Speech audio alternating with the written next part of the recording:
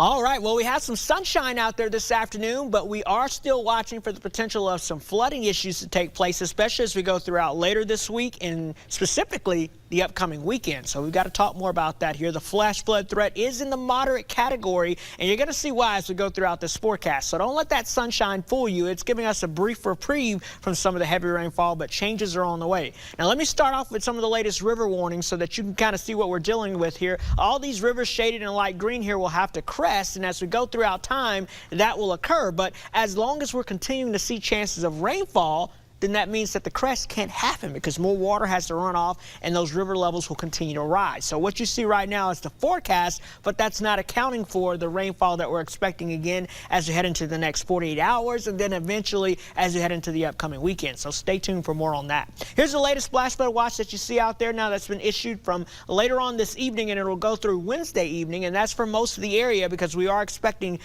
more potential for heavy rainfall to move back into the forecast. But the good news, we're seeing that break out there today. You can see on the satellite radar picture a couple of scattered clouds, but notice not much in the way of green showing up on this map. And I think as we progress throughout most of this afternoon, we'll be staying away from seeing too much in the way of rainfall showing up. This area of high pressure is kind of expanding back towards the west, and that's pushing the main rain axis to our west. You can see that as I go out a little bit more. You can see the main flow that was situated on top of us over the past several days and the weekend has now shifted to the west. So that's where all that heavy rain is training.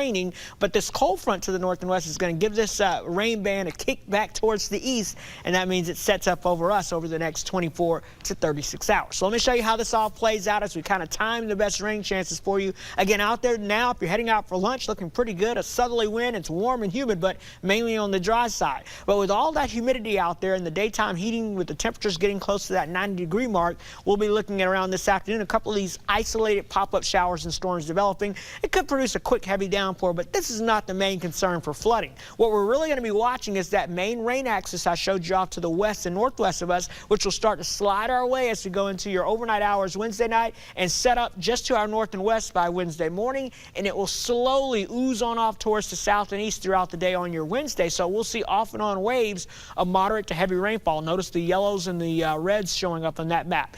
Between now and heading into your Wednesday evening, we could see an additional ½ inch to as much as 2 inches of rainfall moving back in across the area. So yes, that could have to flow off into some of those local rivers and have those levels rise even more. So we're going to be watching for that potential of at least a quick surge of flash flooding potential as we head into your Wednesday afternoon.